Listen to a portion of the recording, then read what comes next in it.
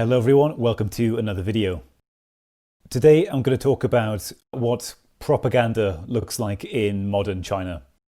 Because when we think of propaganda, we tend to think of the posters with striking graphics or maybe a black and white film of a dictator.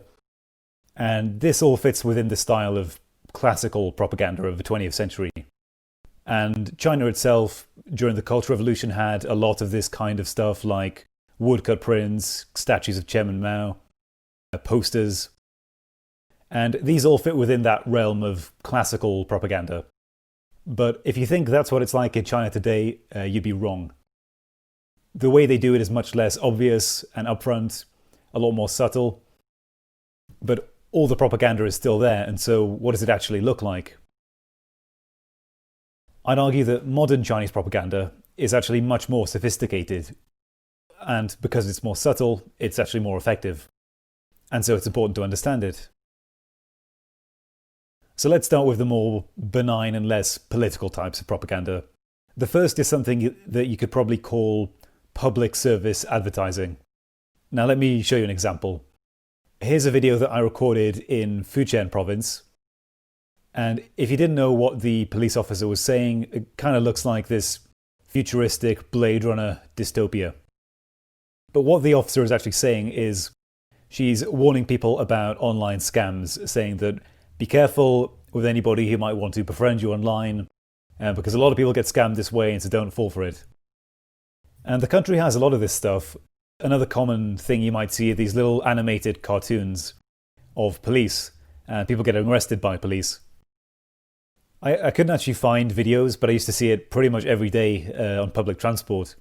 And it was something like there's a random guy who starts attacking people or throwing things or behaving in an antisocial way, and the police come and arrest him and everyone's happy. And it's sort of like, if you see someone causing disturbances like this, report them to the police, and it'll all be okay. Now you might think it's not that objectionable. It kind of reminds me of like public service advertising that you see in sort of 1950s America. It's a bit sort of just funny. They kind of just seem like things from another era. He did it again, caused trouble, hurt someone's feelings. Yet he didn't want to do it. Yes, troublesome people are often people in trouble. They may be mentally ill. Find out how you can help. Write Better Mental Health, Box 3000, New York 1, New York.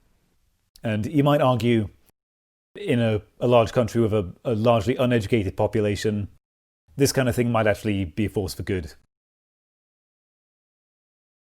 So the second form of propaganda is much more political and overt, and it's much more similar with the classical propaganda that we're so familiar with. Now here's a giant poster of everybody's favourite General Secretary, Xi Jinping. Now people talk about Xi Jinping's personality cult, and it's true compared to the other leaders before him like Deng Xiaoping, Hu Jintao. Xi has a lot of posters and even a kind of dictator industry.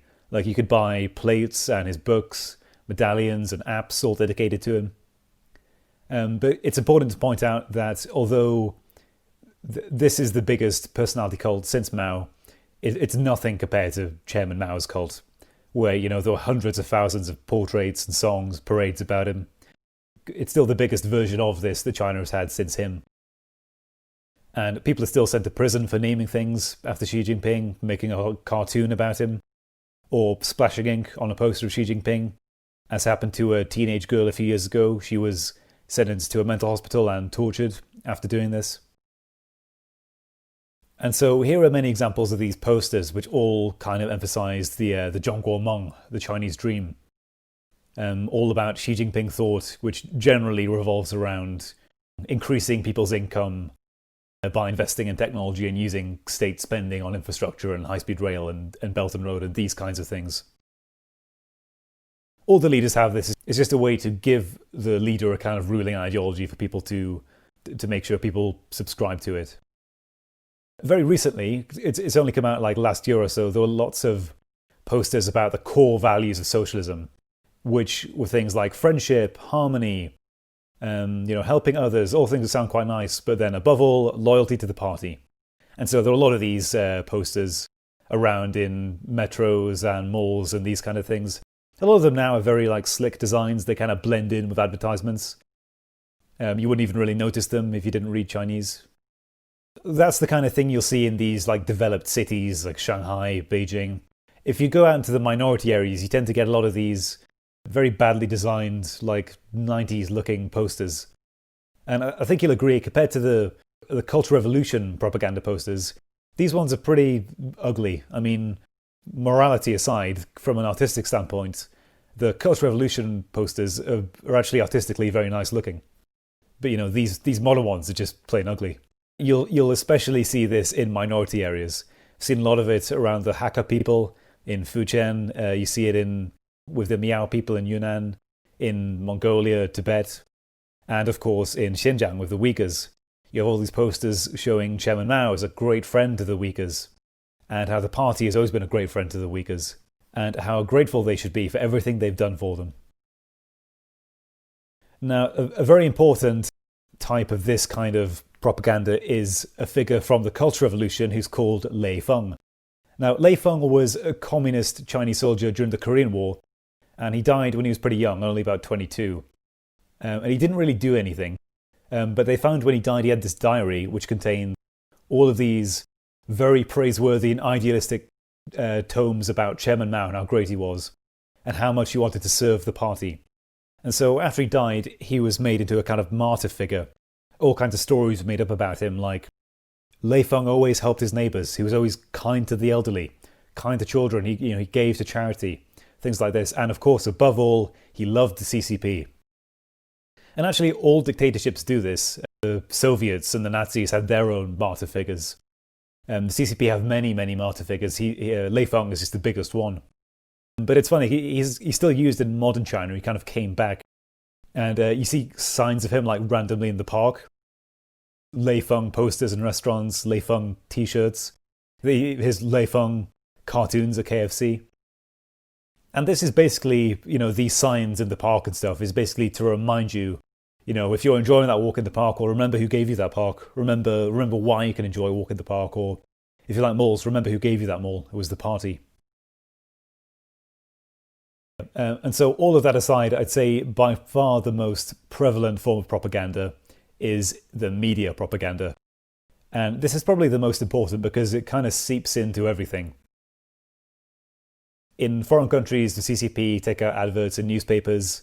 They make these silly videos and animations that are kind of cringeworthy, like this Belt and Road song.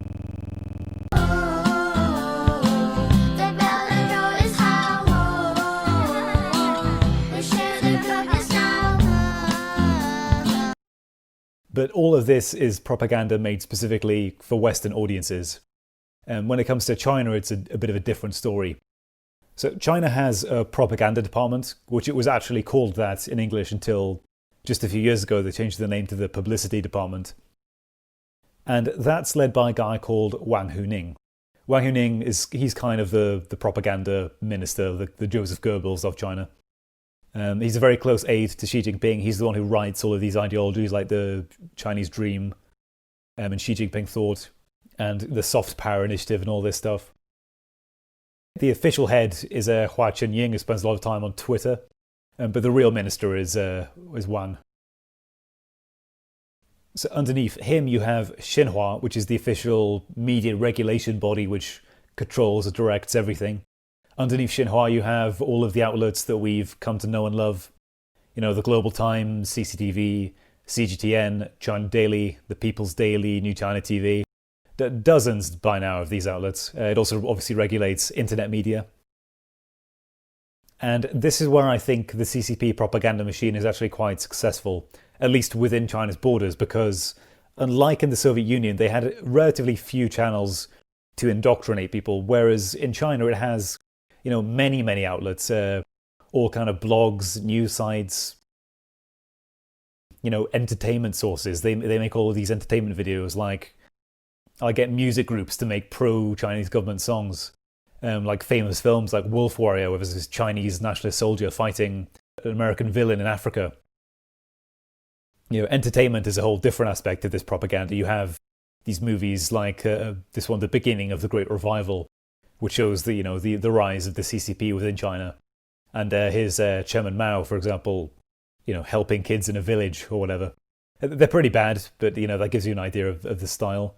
They even made a Karl Marx anime, which is about Karl Marx's early life in Europe, and a romance story. 我做的所有工作，目标都是帮助这个世界上占多数的那些穷人。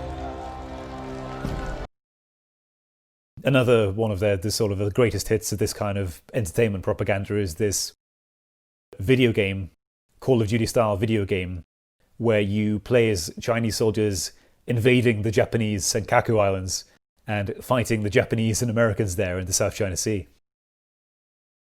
And so this is why I think the propaganda is quite successful, because they have such an enormous amount of resources at their disposal that they can create basically unlimited media outlets and news sources that are all controlled by the CCP. And because Chinese people just grow up with this, it just never really occurs to them to look outside of that, because you have everything you need in that kind of bubble. And only very, very small amounts of Chinese people speak English, and even then it's very hard for them to read foreign media. For us, we sort of think, well, aren't they skeptical of what the government says? Don't they want to know the truth? And the answer is that most of them don't, because, we're raised to be skeptical of the government. And we're told that we can change and challenge our system. Whereas Chinese people are taught from kindergarten and raised to believe that the party is in charge and will always be there, and that it's only prosperous because of the party. That's the song they sing. No CCP, no new China.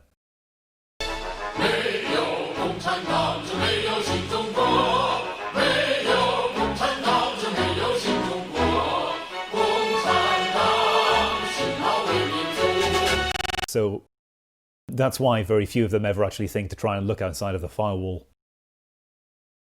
Now, of course, the massive amount of resources from the publicity department is engaged in propaganda via the Wumaos.